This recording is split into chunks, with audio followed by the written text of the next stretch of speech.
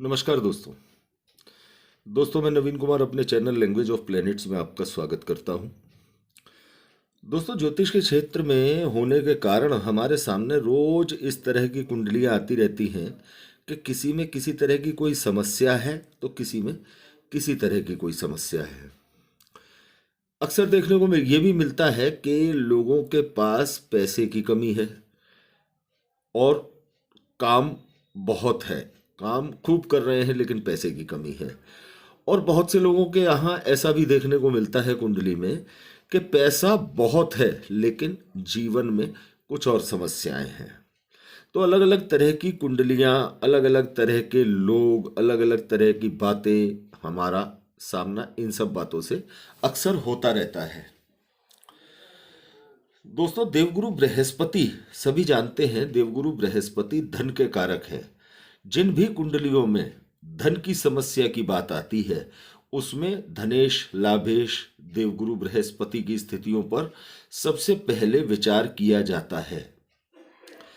लेकिन दोस्तों, काफी रिसर्च से जो हमारी एक नई बात सामने आती है वो ये है कि देवगुरु बृहस्पति अपनी दृष्टियों के माध्यम से अमृत वर्षा करते हैं। क्योंकि देवगुरु धन के कारक हैं तो शुभ स्थानों पर यदि देवगुरु की दृष्टि पड़ती है तो देवगुरु बृहस्पति आपको उन स्थानों से धन सुलभ कराने की क्षमता रखते हैं। इसी तरह से दोस्तों, बड़ी संख्या में देखने को यह भी मिलता है अलग अलग कुंडलियों में कि शुक्र ग्रह, जबकि शुक्र की केवल एक दृष्टि होती है, सप्तम दृष्टि, लेकिन शुक्र ग्रह को भी धन का कारक और भोग विलास का कारक, वैभव का कारक माना जाता है। जिनकी कुंडली में शुक्र मजबूत और अच्छी स्थिति में होते हैं उनके पास प्रचुर मात्रा में धन या बहुत अच्छी मात्रा में धन देखने को मिलता है। कई कई प्रॉपर्टीज के मालिक ऐसे लोग होते हैं।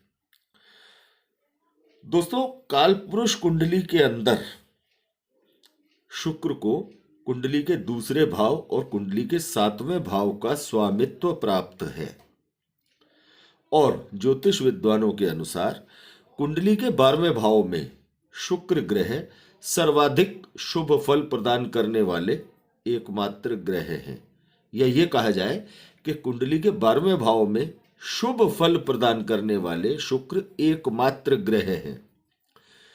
दोस्तों, एक स्क्रीन पर आप देख रहे हैं, ये शुक्र की वो प्लेसमेंट्स हैं जो हम कई कुंडलियों में देख चुके हैं, जिनके माध्यम से हमको ये समझ में आता है कि इन लोगों के पास धन की व्यवस्था कैसे है और इतने अच्छे धन की व्यवस्था कैसे है।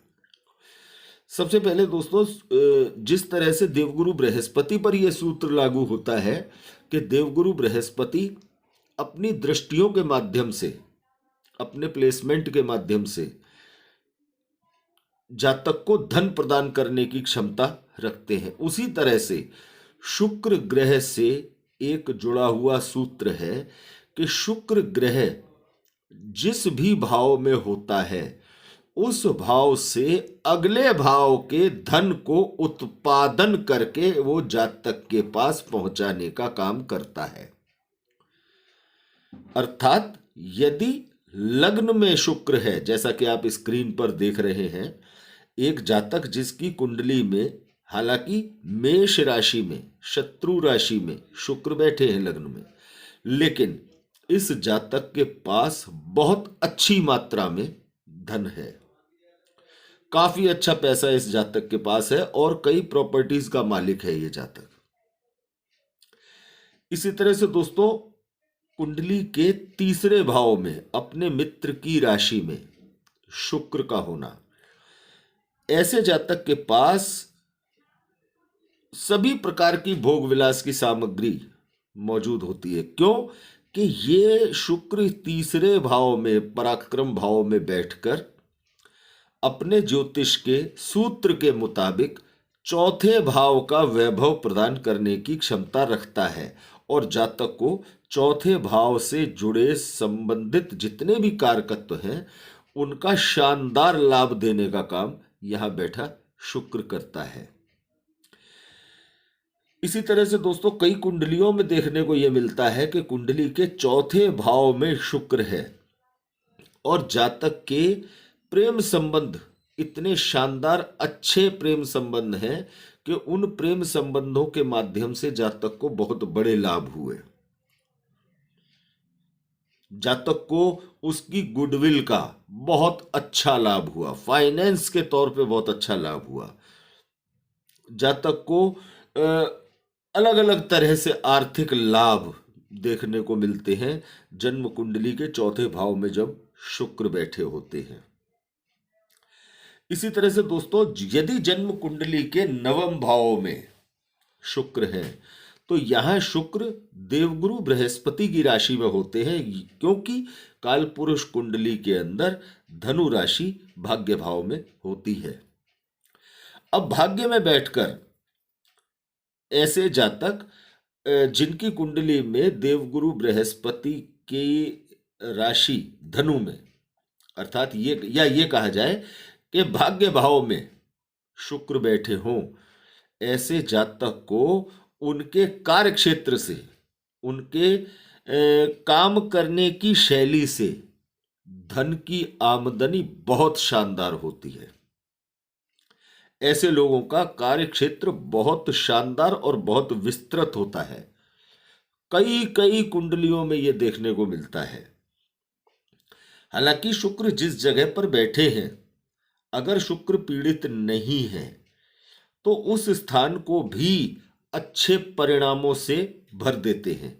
लेकिन फिलहाल बात यहां पर हो रही है कि शुक्र जिस भाव में बैठते हैं उस भाव से अगले भाव की धन उत्पादन क्षमता को बढ़ाते हुए जातक को उस भाव के धन से परिपूर्ण करते हैं। अब दोस्तों यदि जन्म कुंडली के अंदर शुक्र दशम भाव में बैठे हैं तो ये लाभ स्थान शुक्र से अगला भाव होगा। अब यहां पर जातक की जो नियमित आय होती है, जो जातक की डेली इनकम होती है, रूटीन इनकम होती है, यहां पर बैठे शुक्र जातक की रूटीन इनकम को इतना शानदार और इतना स्थायी रखते हैं कि जातक को कभी भी धन की समस्या उसके सामने नहीं आती है। हालांकि धन की समस्या के लिए बहुत सारे ग्रह और भाव, अलग अलग स्थितियां भी जिम्मेदार होती हैं कुंडली के अंदर, लेकिन बड़ी मात्रा में ये देखने को मिलता है, बड़ी संख्या में देखने को मिलता है कि यदि शुक्र का प्लेसमेंट लग्न में है, कुंडली के तीसरे भाव में है, कुंडली के चौथे भाव में है, कुंडली के नवम भाव में है, कुंडली के दशम भाव में है और कुंडली के 12वें भाव में है, तो जातक के पास बेतहाशा पैसा होता है।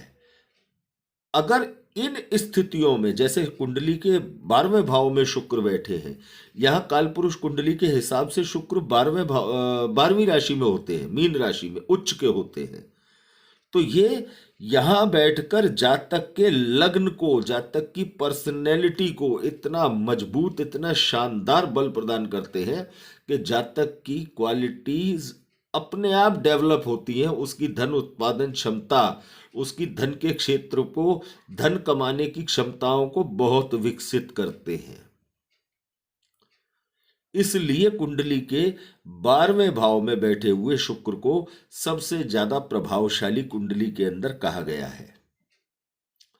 दोस्तों कुछ खास सूत्र और भी देखने को मिलते हैं कि यदि देवगुरु बृहस्पति पर शुक्र की दृष्टि पड़ रही हो, अगर ऐसा होगा तो सीधी सी बात है कि देवगुरु बृहस्पति की दृष्टि भी शुक्र पर होगी। बहुत बड़ी मात्रा में देखने को मिलता है कि यदि देवगुरु बृहस्पति शुक्र से सप्तम स्थान में बैठे हैं तो भी जातक को धन की कमी नहीं होती, और यदि ऐसी स्थिति में देवगुरु बृहस्पति कुंडली के धन स्थान के या लाभ स्थान के स्वामी हैं और शुक्र की दृष्टि पड़ रही है तो ऐसे जातक के पास बेतहाशा धन होता है, बेहिसाब धन होता है। दोस्तों, ये जो शुक्र से संबंधित प्लेसमेंट आप स्क्रीन पर देख रहे हैं, ये ये प्लेसमेंट कुछ ऐसी कुंडलियों में बैठे हुए शुक्र की प्लेसमेंट है जिन लोगों के पास अच्छी मात्रा में पैसा है। हालांकि अभी शुक्र से संबंधित कुछ ऐसी स्थितियां और भी हैं जिनका उल्लेख हम अगले वीडियो में करेंगे, जिनमें शुक्र की वजह से जातक को पैसा बहुत अच्छा मिला, लेकिन उसको वो पैसा छोड़ना पड़ा। उसको उस पैसे का, उस स्थान का, उस जगह का जहां से वो पैसा कमा रहा था, उस जगह का भी उसे त्याग करना पड़ा। शुक्र एक धन उत्पादक क्षमता वाले ग्रह हैं। भोग विलास तभी संभव होता है जब जातक के पास प्रचुर मात्रा में धन होता है। तो दोस्तों, यदि शुक्र से जुड़े ये कुछ सूत्र आपको अच्छे लगे हों तो ज्यादा से ज्यादा दोस्तों के साथ इसे शेयर कीजिएगा, लाइक कीजिएगा और चैनल को सब्सक्राइब कीजिएगा। अगले वीडियो में शुक्र के कुछ और विशेष सूत्र आपके सामने लेकर उपस्थित होंगे। तब तक के लिए धन्यवाद।